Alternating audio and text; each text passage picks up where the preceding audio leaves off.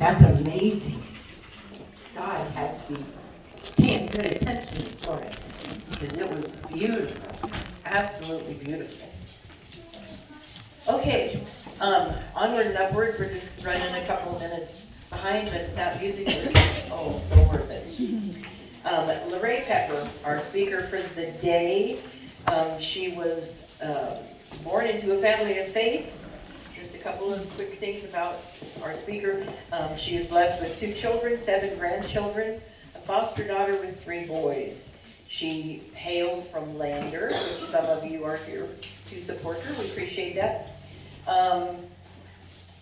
She explained a little bit last night about her CEO job, her avocation, her hobby, and it was really interesting. She might touch on that again today, but CEO and co-founder of the Global Nonprofit Textile Exchange, and she works with farmers all over the world. I think that's amazing.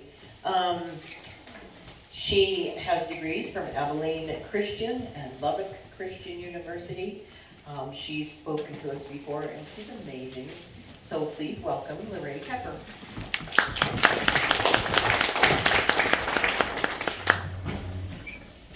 Well, I hope everyone had a good night's sleep. I slept really hard till about 4:14.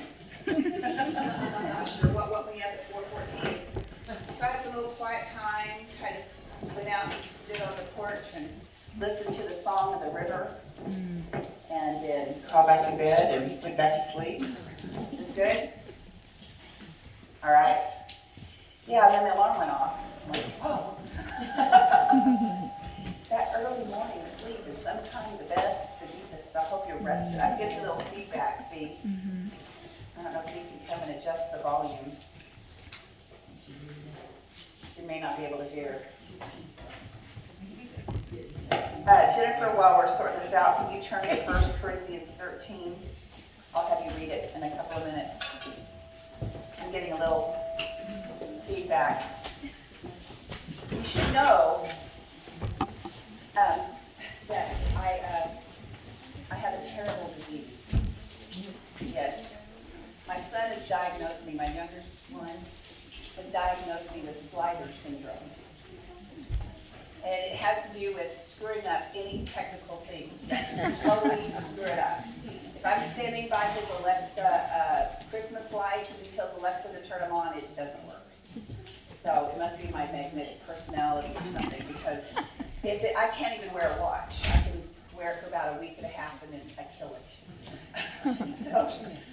Yeah, if it's technical or electronic, the chances are I can screw it up. In fact, we were talking about Terry Hyde. We work together. She doesn't let me touch her computer. Don't even get close to it. So yeah, if it's electronic in nature, I can totally screw it up. So today's theme is delivering love in tough times. It's easy to love a friendly person. It's easy to love when we're feeling good. It's easy to love when we have energy. It's easy when things are going well. But what happens when there's tough times or difficult people? And we touched on yesterday a little bit that we've had some tough times. Health challenges, a nation in stress, a world at war, places where we have anxiety, people getting divorced, a friend whose child died of leukemia at 7 years old. There's tough times and tough things happening. And that's just on the physical side. When you think about spiritual challenges that we're around and going through and seeing people going through. And so one of the characteristics that we as a church family are, and I think women are the heart of the home and the heart of the church. So in John 13, 34 and 35, it says, "A new command I give to you, love one another." That's an absolute, present, future, now, it's an absolute for all time. "As I have loved you, so you must love one another. By this everyone will know that you are my disciples, if you love one another." Easy to hard to do. There are some people in our church family that I just as soon not be around for a very long period of time. They drive me absolutely insane, but I love them all the same. It's like, okay, this is me practicing. And so it's really interesting when you think about that. And so, Jennifer, I'd like for you to read 1 Corinthians 13. Instead of saying, love is patient, I want you to say your name. And then as you follow along with Jennifer, she's scowling at me. And I would suggest, I have done this, and my granddaughter, Lady Sue Pepper, that lives in the South, you have to have double names. So she lives in Fort Worth, or south of Fort Worth, with her parents. But she wrote this up on her wall. Lainey is patient, Lainey is kind, love is, so she's written it up. So I would suggest that you go home and write that. And it's like you're feeding your soul. You're feeding, like, is that being patient? Is that being kind? And I think it's so wonderful that at the age of 10, she's programming her brain. She's programming her soul. She's programming her heart into the kind of activities and actions and the person she wants to be. So Jennifer, make it personal, and everybody else follow along using your name. Verse 4. Start with verse 4 through 8. Okay. Jennifer is patient. Jennifer is kind. Jennifer does not envy. Jennifer is not boastful, is not conceited. Jennifer does not act improperly, and Jennifer feels called out right now. So. I've known you for a long time, darling. I can do that. Is not selfish, is not provoked, and does not keep a record of wrongs. Ouch. Jennifer finds no joy in unrighteousness, but rejoices in truth. Jennifer bears all things, believes all things, hopes all things, and endures all things. Jennifer never ends. But as for prophecies, they will come to an end. As for languages, they will cease. As for knowledge, it will come to an end. Right. Thank you. And it does. If you start your day with that, it makes a difference on how you approach people and how you are interacting with people. So it's like a multivitamin you can take every morning. And so it's like, what is that multivitamin that you can take to have that snippet of God's Word and to plant that? And the other thing, let's see, Fee is doing some counseling. What are you getting your degree in? Counseling, mental health. Counseling, yeah. Well, one of the big foundations of any kind of counseling is you want to modify the behavior, you modify the environment. There's all kinds of ways to modify the environment. One environment you need to modify is your heart, soul, and mind. And so we're supposed to love Him with all our heart, all our soul, all our mind. And so what you put into that, what you feed that. So I would suggest that you write that up. I have it when I open my door to where I get my yogurt and cereal and my multivitamins. I have it right there on the inside the kitchen door. I also have another scripture that's inside where you brush your teeth at night. So take them up. So we're going to go back to Ephesians 4. We read through verse 13 yesterday. So this, we're going to start in 14.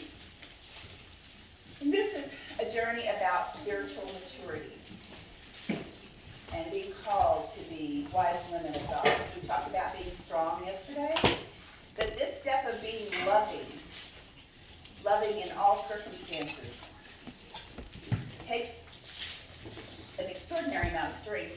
It also takes an extraordinary amount of courage and fortitude and an open heart to let God's light and life work through you. So we'll start with 14. It says, "Then you will no longer be infants, tossed back and forth by the waves." Rachel, the song was perfect. We got an anchor. Blown here and there by every wind and teaching, and by the cunning and craftiness of people and their deceitful scheming. Instead, speaking truth and love, we will grow to become, in every respect, the mature body of Him who is the head, that is Christ. From Him, the whole body, joined and held together by every supporting ligament, grows and builds itself up in love, as each part does its work. So I tell you this, and insist upon it in the Lord, that you must no longer live as the Gentiles do in the futility of their thinking. They are darkened in their understanding and separated from the life of God because of the ignorance that is in them due to the hardening of their hearts. Having lost all sensitivity, they have given themselves over to sensuality so as to indulge in every kind of impurity, and they are full of greed. That, however, is not the way of life that you have learned when you heard about Christ, and you were taught in him according to the truth that is in Jesus. You were taught, with regard to your former way of life, to put off your old self, which is being corrupted by its deceitful desires, and to make new the attitude of your minds, and to put on the new self, created to be like God in true righteousness and holiness.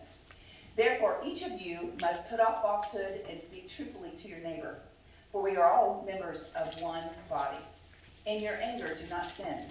Do not let the sun go down while you are still angry, and do not give the devil a foothold.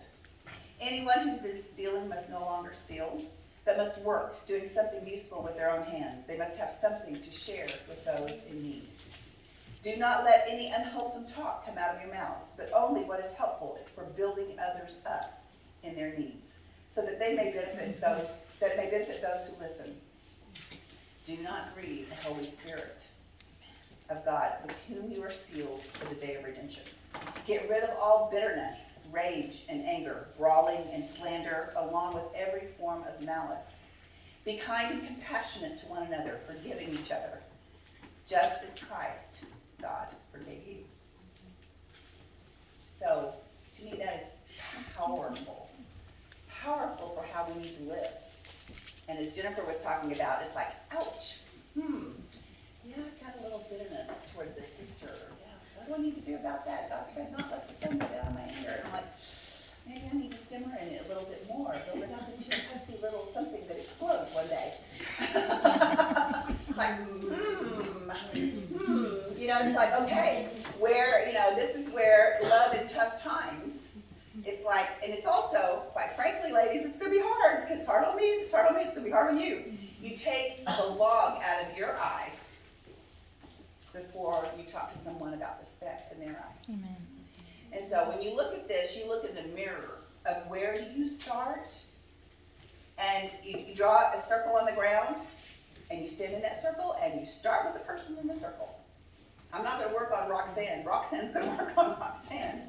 You know, but if we work on each other, if each of us work on ourselves, then the body's going to grow. We're to be known for our love and for forgiveness. Forgiveness is such an interesting thing. I only ran off 50 of these, so I hope it's enough. And this is called What the Bible Says About Forgiveness. So this is going to be your homework to take home. It's a nice, very tight, well-written article. And it's so interesting to me that in one of the commands that Christ gave us, you know, we just read about in, was it? John, a new command I give to you, love one another. It's as he loved us. And so there's kind of he gave the example of this. But the other thing he tells us is to forgive. But there's more consequences to that one. You're supposed to forgive so you can be forgiven. And so that your prayers are not unhindered. Ladies, this is not optional. If you've got some bitterness and problems in your heart, you need to pull those things out. Now, we've got people, I'm working with a friend right now whose mother died, and there was a lot of unresolved issues there.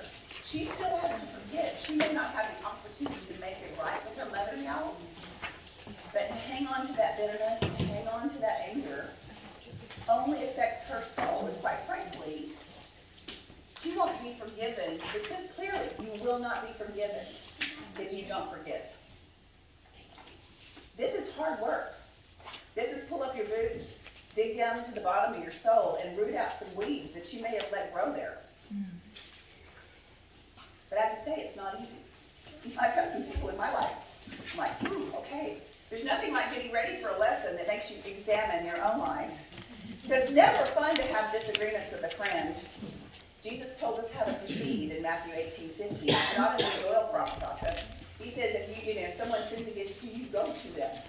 He further says in Ephesians, it said, don't let the sun go down in your anger. don't let it simmer.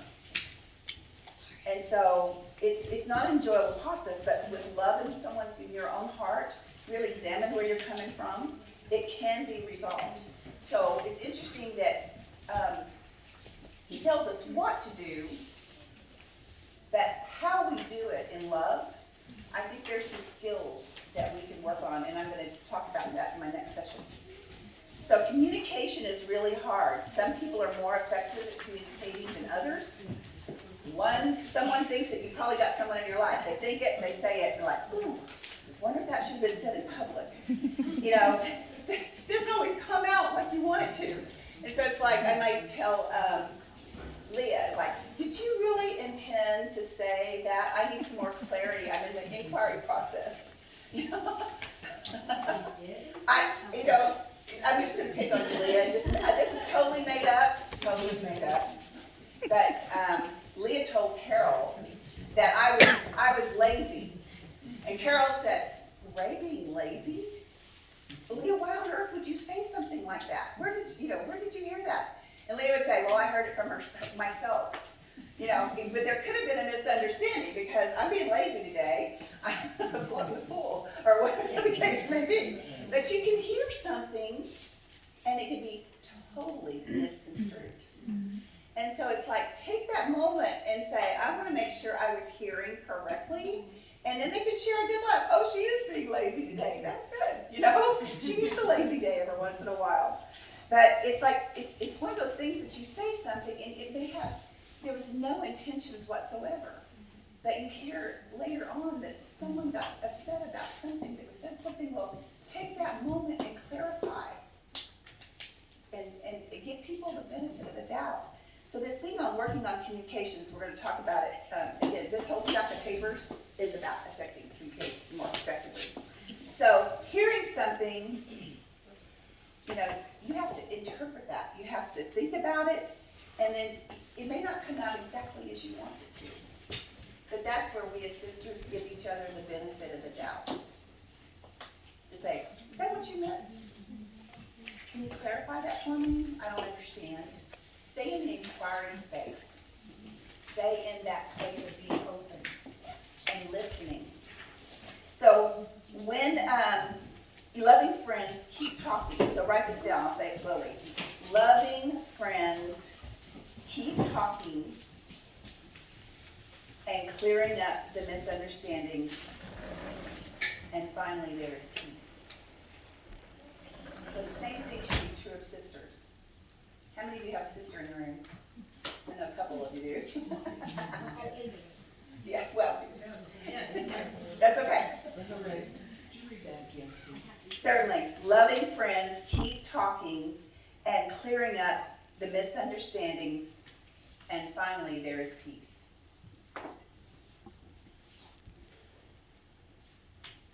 Communication is the path. Not going away confused, not going away hurt. I would also have to say that personalities sometimes make things difficult. Sometimes there's someone who's not ready to listen. We just talked about sometimes people have a hard heart. There's also, a scripture that says Peter, Paul watered, Apollos, their sunshine, whatever, different people. So it may take multiple interactions with people to soften a heart. And ultimately, that can't be done. I have, Linda went shopping with me yesterday. If there's a rock shop, I have to stop. My granddaddy, my mother's dad, Oscar, started this as a child. I would go hanging out with him. And when we would go through all these weird places in Arkansas and Texas and Oklahoma, we would stop at rock shops. So he started my heart collection. And so anyway, it's about, he said sometimes people's heart are hard, and you just need to put them in the window, give them to God, and say, okay, God, I'm turning this heart over to you. Because sometimes hearts are hard, and you're not able to engage in a fruitful conversation. And so this loving conversation between sisters only works, our brothers, family, only works when both hearts are ready. So there may be a time where you don't let the sun go down on your anger, you forgive, even though that other person may still have a hard heart. And that's hard. When they're not ready, their heart is not ready. And so I would just encourage you, you don't have to go around to gas stations and places to buy rocks, but, visually give that person to God. Some people are having a hot flash. Is that what's going on? Just gonna stand by the door. That's a good thing. So it's so interesting because you think about personalities. And we did the personality exercise yesterday afternoon, and sometimes it's really hard when you have really strong personalities. And one thinks about today, the other's focused on the future. One is concerned more about peace among all the relationships, and you'll sacrifice whatever, you'll read whatever just to be at peace, when it may not be the healthy thing to do. And another one focused on the facts being right. Those of you that have lions in your life deal with that on a regular basis. One is sensitive, and the other hardly ever gets their feelings hurt. My granddaddy would say, wax your feathers, girl, let it roll on off. If you got plenty of wax like a duck on your feathers, it'll roll on off. Don't let it stick to you. Like, those are just words. Let them roll on off. It's not true. It's not true. Don't let it stick. And so my granddaddy would say, wax your feathers, girl. All these personalities really make church dynamics and family dynamics interesting, don't they? I have to say, I've got interesting family members. And it keeps you on your toes. But it also keeps you centered where you need to be. And again, my father, who is a lion, my brother, who is a lion, and my son, Lee Pepper, the lion, my other son, Talon, is more of a beaver otter, were in the room, and they were going on about, fortunately, it was about politics that day, but they were all very opinionated on that. It was getting a little out of hand. It was at my dining table, and I'm like, time out. Is there an adult in the room? Is someone here spiritually mature? Can we have someone in this room that allows other people to have a different opinion? If you can, then you can stay. Otherwise, there'll be no ham for you. Out. This is a peaceful table. We will have a peaceful conversation, or you will not be at my table. We talked about rain in Spain or something. I don't know what it was. But it's like at some point in time, you have to call them on the carpet and say, wait a minute, is there an adult in the room? Is there someone spiritually mature in this room, or are we going to just go around this rabbit hole and chase a rabbit that nobody wants to catch? So, it gets to be interesting when you have strong personalities in your family. Just for the record, how many of you have a strong personality in your family? Oh, come on, don't be bashful. Judy, raise that hand. So we are called to be that way. There's also times, quite frankly, and it's really hard when we get to that point of sometimes you have to let people go. And that becomes really hard. What do you do when someone has a rebellious heart? When they have a hard heart? This is a Labradorite. How do you say it? Labradorite is what it is. What if it were an obsidian heart? One of the hardest minerals. At that point in time, you give it to God. So today, I want you to think about being the father, the prodigal father. Jesus continued, this is Luke chapter 15. There was a man who had 2 sons. The younger one said to his father, Father, give me my share of the estate. So he divided the property among them. Not long after that, the younger son got together all he had, set off for a distant land and country, and there squandered his wealth in wild living. After he had spent everything, there was a severe famine in that whole country, and he began to be in need. Nothing like an empty stomach, to get your attention. So he went and hired himself out to a citizen of that country who sent him to his fields to feed pigs. He longed to fill his stomach with the pods that the pigs were eating, but no one gave him anything. When he came to his senses, this is a key phrase, came to his senses. He said, "How many of my father's hired servants have food to spare, and here I am starving to death? I will set out and go back to my father and say to him, Father, I have sinned against heaven and against you. I'm no longer worthy to be called your son. Make me like one of your hired servants." So he got up and went to his father.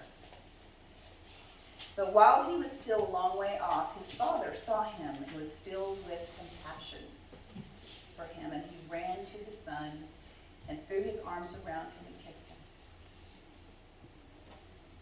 And you know that father, he wasn't standing, "Well, it's about time you came back." That's not, he ran to him. He was filled with compassion. I had the fortune, learning experience, I had a prodigal child and a righteous child, both in the parable. And it's so interesting to think about, and we're all prodigal children, we all have our pig pens. Some of us, it takes longer to come to our senses than others. And the thing that really struck me is this prodigal father didn't chase after the child. He didn't curse him. He didn't call him names, you squanderer, you rebellious. He didn't call him names. He didn't threaten to disinherit him. He stood in his truth. He stood strong in his truth, stood where he was, but he loved him. We know he prayed for him. He yearned for him. He looked for him every day. If you have a prodigal child, you know the pain that comes with that. Yearning and hoping that when they fall off the cliff and they come to their senses, there's enough pieces to put them back together.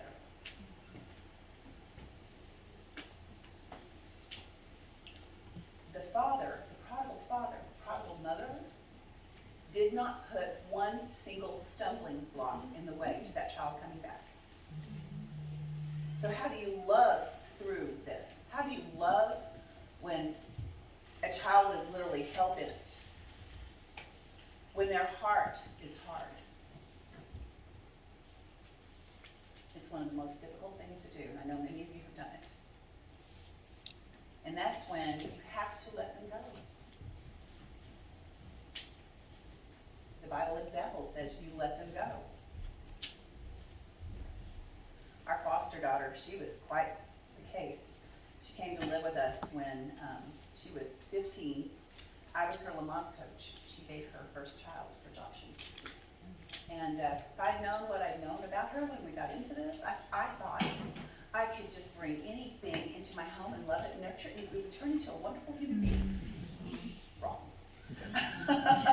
Talk about God's love and grace. It is, she was a victim of incest. Her father committed suicide in front of her.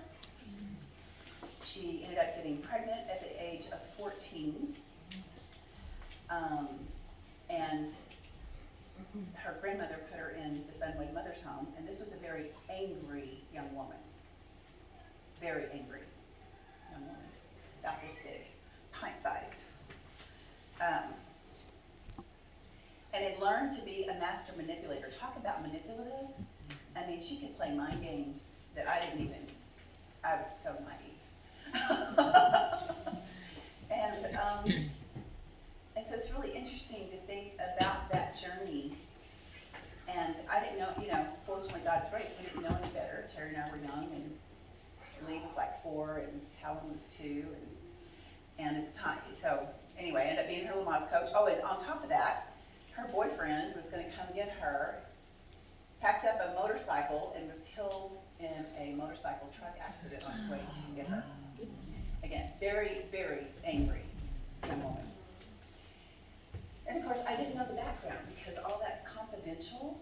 You didn't know the background. And so she was like a little loaded time bomb when she came to our house. And with young boys in the home, we did our best. When we discovered kind of things, layers of the onion were coming off, it's like, okay, we need professional help. And we were, at that point in time, we set up weekly counseling lessons just because, we needed it. I needed the counseling. And coaching and things like that. I wasn't ready to give up on her. but she was getting destructive. I would sleep in my boys' room with the door shut, afraid that she would do something to the boys. So it got to the point where it's like, okay, here's the rules of our home. You have made choices, and this is not a healthy environment for my family. It's quite frankly, we're being codependent. We were, not being strong, and it wasn't a healthy environment for her, quite frankly. So she was, we did this for like 18 months, 24 months. So she was 6 months away from graduating, and the fall became terrible, horrible, no good, very bad, awful. And the counselor said, you're gonna have to let her go. She's choosing to be rebellious. She's choosing to be disrespectful. She's putting your home and your family at risk. She had hit the children several times. Enough was enough. So I paid 3 months on an apartment, moved her up there, and said, see you later. If you want, here's I love you, but this is not a healthy choice, a healthy environment. And I suggested she join the Air Force. And she joined the Navy because they had hotter skirts. And she would always be based by the beach.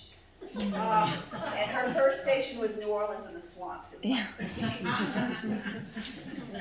And it's like, that relationship was hell on wheels, let me tell you, for a long time. But it was like we kept loving her and sent her cards and sent her care packages. We love you, we care for you, we're praying for you. We didn't totally let her drop, have nothing to do with her, the indifference. Love is not indifferent, folks. That's right. So it's like loving in tough times. That's going to be situational. How you love this child or that child may be different. But she called and wanted me to come to her graduation.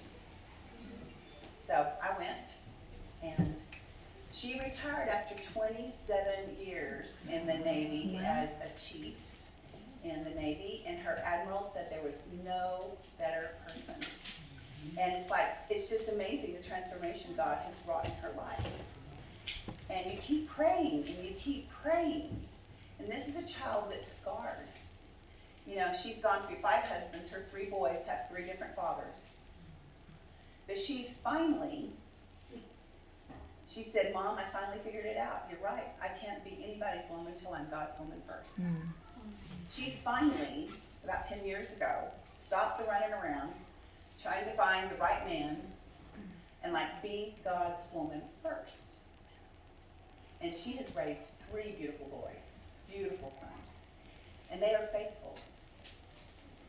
And it's just that, God can work miracles, but it's like having them in your home at some point in time. If they have a hard heart, a rebellious heart, the parable of the prodigal father tells us a lot. That sometimes you have to let people go, and you have to let God work on their hearts. And if you look closely on some of the hearts in my kitchen window, there's names on the window. FYI. But at the same time, all my grandchildren have hearts. A lot of people, I think I probably have 30 or 40 hearts in my window, and I bought a few more hearts when we stopped in Thermopolis. So I think it's just really interesting to try to see what you can do. And I know you're all faced, put in those situations of what is it like to, when you have to let someone go. And also when someone is not ready to listen. Let's say Roxanne and I, we've had a disagreement over what the best flower is. I say it's roses, and you say it's daffodils. And it's like, I will absolutely not have a daffodil in my heart. We have this contention over roses and daffodils. And some of the disagreements are that silly. You hear some of the stories like, well, what actually, if you kind of unravel the yarn to get back to what really started this? It's like, come on, people. Sort it out. We're here to love each other. So I would challenge you to think about if there's someone in your life that you need to make peace with. Start praying about it now. Start praying that God gives you the opportunity to make peace. And really focus on that. And develop a prayer strategy. Because that's the first thing. That is the first thing we must turn to when we have a problem with someone. Is to God give me the courage, God give me the love, God give me the wisdom. You know, what is my role here? Is my role to be quiet and pray about it at this time? But where do you come in and say, okay, it's time to intervene? And then pray for that intervention. Pray for that God gives you the opportunity. I have a young man in my life that I work with. He's also a Christian brother, and he is really struggling with his brother. His mother has cancer, and he's really struggling with anger towards his older brother, and he's the one that is having to care for the mother, and just really struggling with anger. And there's probably no resolution to this. He's got a rebellious brother who's all about him and only wants to do this. You know, so his brother is doing his thing. And so I told this young man, who's also named as Lee, I've got 2 Lees in my life, a son, and then Lee Tyler, who lives down in Arlington. But I'm like, you have a choice. Just like you have a financial budget, you only get $100 a day in emotional dollars. How are you going to spend them? Are you going to spend them in anger against your brother James? It's a waste of money, waste of emotional dollars. Spend your emotional dollars wisely. This is pearls before swine. If you're going to spend your emotional dollars being angry, if you're going to spend your emotional dollars worrying about what someone else is doing, you're throwing them away. That is the same thing as pearls before swine. Don't waste your emotional dollars. Invest them. If there's someone with a hard heart in your life, you've got to give them to God and find peace. And I'm going to close the lesson there because the next lesson is practicing love, also known as peacekeeping. So I will stop here, Linda, and turn it back to you. And we'll pick up with James 3:17, which is also on your bookmark. Thank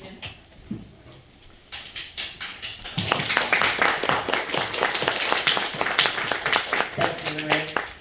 Okay, ladies, we'll take a 15-minute break, about, and then we'll come back. So grab another cup of coffee, do a potty break, wake up, go outside, and Allison, wake up, wake up, wake up.